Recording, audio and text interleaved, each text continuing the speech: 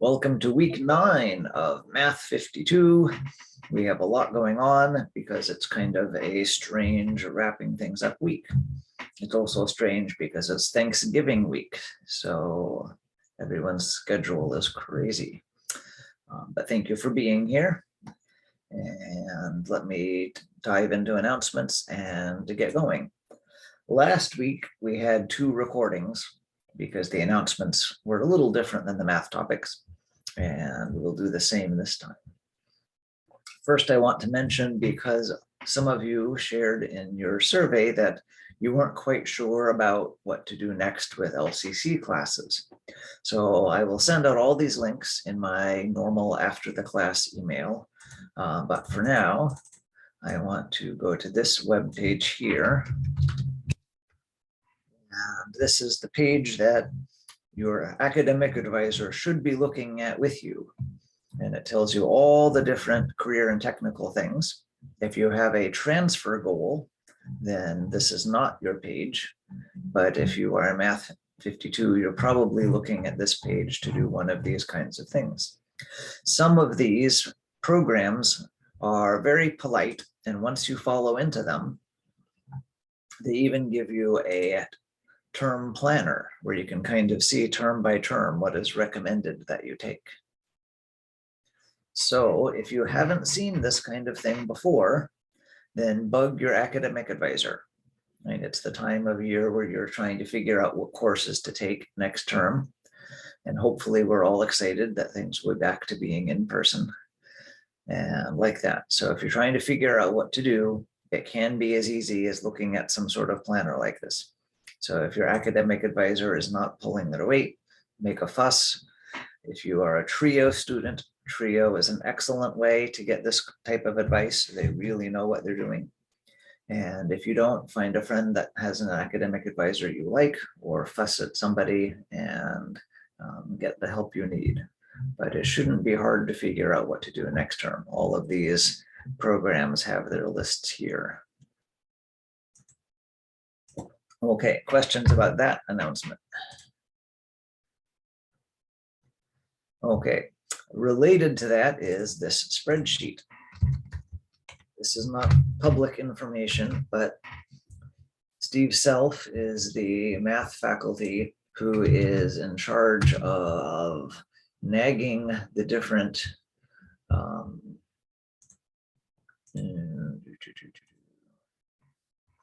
programs to keep their math requirements up to date. If you are doing graphic design, it's not up to the math department to figure out what math you need. Graphic design is trying to figure out what math you need. But then the graphic design will tell the math department, oh, you need math 60 or higher, and so on. So this is his work in progress. I can't share with you his version, but I just made a copy on my own Google Drive, which now you can look at. So as a second source of information, if you're not sure that you're having enough math, then you and I can sit and look at this and see if your math requirements are actually getting you what you want for whatever your program is. Make sense? This, of course, changes now and then, but very slowly. So it is not very often that some program tells the math division, oh, we need to change what's required. Okay, so a few of you with your surveys shared that that might be helpful. Now we have spent a few minutes doing that. Today, our math topics are kind of weird, kind of abstract. We started last class talking about what it was to be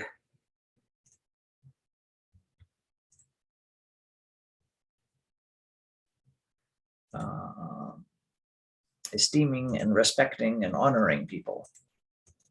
And I phrased that as something that was important for group leading, since we are a group and I am your teacher. And that is true, right? Part of what we are doing is I want to have you be able to do whatever I am doing in front of you. So if part of that is math, you should be able to do the math I do in front of you. And if part of that is running a class, you should know all my tricks. But more than that, we're going to use that survey the discussion about how to honor people led into a survey. And now you get my behind the scenes thinking today that I didn't want to give you before you looked at that survey. So if you haven't seen that yet, then the survey that I had you do is on this page, middle of term survey, link to it in your homework from the fold out for week 8. And why did I ask you to do that? Thank you, by the way, for those who turned in something. Before I get to that, I want to do just this top line here, make sure that we don't run out of time and forget to talk about study sessions and practice finals. It is close enough to the end of the term that most of your homework now is doing practice finals. They are right here at the bottom of our foldouts, practice final. And when you click on that, like everything else, you get this. There's a red note at the top. It's still under development. I am reserving the right to change these problems or even add other problems. But I think looking at our textbook that this is a comprehensive list of problems to have you do. As I warned you after the midterm, not only do the numbers change every time you reload this page, but the problems change. So if we have a car driving in number 14, sometimes when I reload that, it becomes to do the vet giving dinosaur food. So it randomly chooses what goes in each slot as well as having the numbers change. So you're responsible for more than 30 things, but you only will have to do 30 in a reasonable time when we do a written final. There's no time limit, but still it's not fair to me to make you devote hours and hours during finals week when you have other obligations. There's an answer key, ta-da, you can study, do lots of these. Remember what I wrote about advice for taking finals in the study skills. You don't want to just do all 30 problems again and again. Your brain's not going to handle that. We can't learn 30 things at once. So what you want to do is do a few problems until you get to one that's hard. Practice those until you're getting them all right, and then add a few more until you get another one that's hard, and so on. You should only have 1 or 2 that are challenging you at a time, because you can only learn 1 or 2 things at a time. And then once you get about halfway, then you can say, okay, enough of that. Now I'm going to just do like the second half of the final for efficiency's sake. And then maybe do some all the way through also by the end of the term. So this should give you a good idea of what you need to study. All of these problems will look like things you can do after lecture today. Ta-da. Questions about that?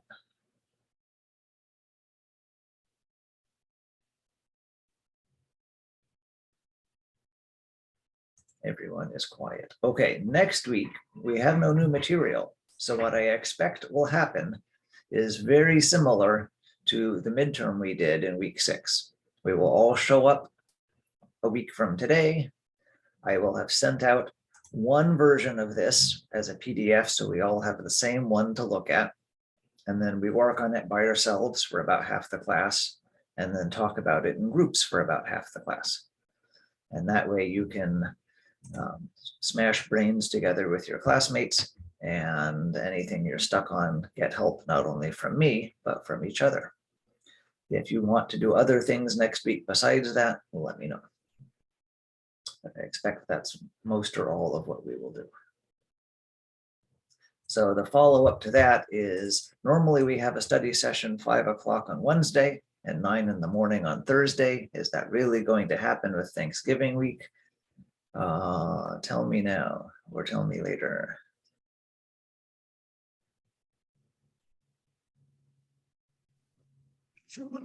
For Wednesday, I don't think so. Okay, and I see Thursday people sending me messages or shaking their head. How about the Sunday at 5 p.m.?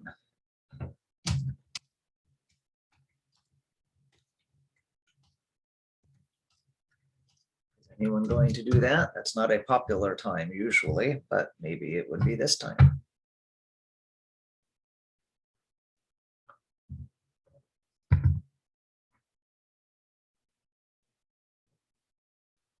No one's saying yes. Okay, I will check in by email. See if anyone is actually awake and thinking about math Sunday. Okay, now let's get started with thinking about stuff. So at the bottom, math is about using data to make decisions. How do we know we're looking at the data we should be looking at, what's most relevant, and how do we handle imprecise data? That's our themes for today. So we've mentioned the survey that I gave you. There's also the Ccse survey. I think I can just pop that up. No, wrong page. Okay, fine.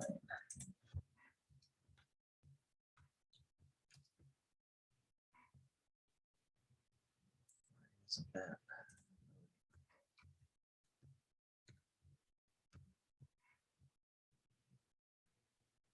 Not searching, I just want to go there.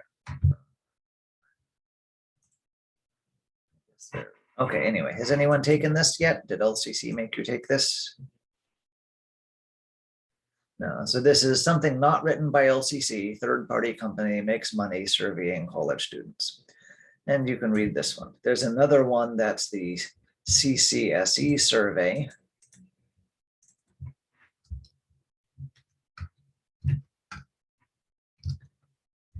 And there we go. So there's that. So if you haven't seen these, good for you, who likes bubble things.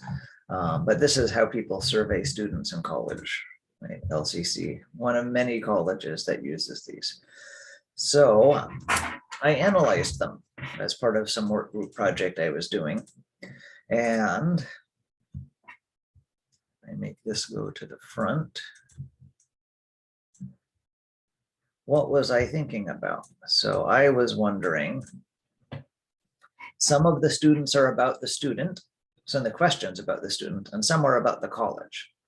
So if I look at those surveys, then there could be a question about the student. Did you begin at this college? Have you taken this survey before? And then have you asked questions during class?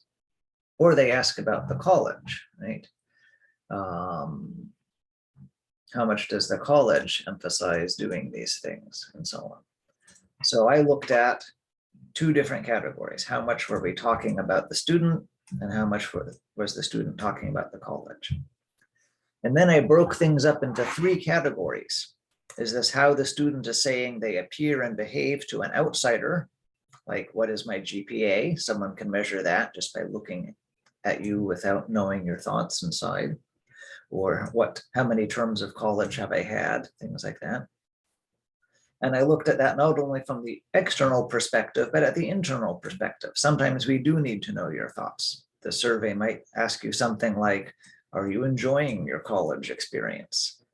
Or are you frustrated by something at your college experience? And you need an internal perspective for that. It's not like your GPA that someone could just look up without knowing your thoughts.